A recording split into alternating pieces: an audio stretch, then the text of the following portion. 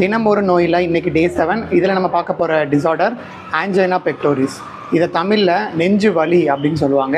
So as the name itself says, இதில் நமக்கு வந்து நெஞ்சு வலி ஏற்படும். ஆனால் அதுக்கு முன்னாடியே வந்து symptomatically we can feel the pain around our shoulder and left side of our arm. So நம்மளோட ஷோல்டர்லேயும் அப்புறம் நம்ம ஆர்மோட லெஃப்ட் சைட்லேயும் வந்து பெயின் வந்து ரேடியேட் ஆகிறத ஃபீல் பண்ண முடியும். இதை தான் வந்து ஆஞ்சைனா பெக்டோரிஸ்ன்னு சொல்லுவாங்க. அண்ட் பெயின் வந்து செஸ்ட் ரீஜன்லேயும் இருக்கும்.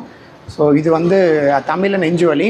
இது ஏற்படுறதுக்கான மேஜரான ரீசன் என்ன சொல்லுவாங்க அப்படின்னா சிஏடின்னு சொல்லுவாங்க, அதாவது கொரோனரி ஆர்டரி டிசீஸ். இந்த கொரோனரி ஆர்டரி அப்படிங்கிறது என்ன அப்படின்னா, நம்ம பாடியில் எல்லா டிஷ்யூஸ்க்குமே வந்து பிளட் சப்ளை ஆர்டரிஸ் வழியாக போகும். அதில் நம்மளோட ஹார்ட்டுக்கு போகிற பிளட் வெசல்ஸ் தான் கொரோனரி ஆர்டரிஸ்ன்னு சொல்கிறாங்க.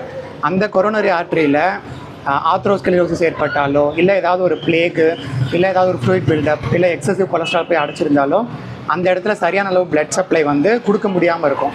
ஸோ கொரோனரி ஆர்டரிங்கிறது ஹார்ட்டுக்கு பிளட் சப்ளை கொடுக்குறது. ஸோ ஹார்ட்டுக்கு சரியான அளவு பிளட் சப்ளை போகாமல் இருந்துச்சுன்னா தான் இந்த ஆஞ்சைனா பெக்டோரிஸ்ங்கிறது ஏற்படும். இதோட மெயின் காஸ் வந்து இந்த சிஏடி, கொரோனரி ஆர்டரி டிசீஸ், ஆத்ரோஸ்கெலரோசிஸ் கூட சொல்லலாம். அண்ட் இது யாரில் அதிகமாக ஏற்படும் அப்படின்னு பார்த்திங்கன்னா ஹைப்பர் டென்ஷன், இல்லை ஹைப்பர் கொலஸ்ட்ரோலீமியா, இல்லை ஒபிஸாக இருக்கவங்க, ஸ்மோக் பண்ணுறவங்க, இல்லை சரியான அளவு எக்ஸசைஸ் பண்ணாதவங்க, இல்லை ஃபெமிலியல் ஹிஸ்ட்ரியாக கூட இருக்கலாம். இந்த மாதிரி நிறைய ரீசன்ஸ்னால இது ஏற்படும். ஸோ இதுதான் வந்து ஆஞ்சைனா பெக்டோரிஸ். இதே மாதிரி டே 8ல் டுமாரோ மீட் பண்ணுறேன். பாய்.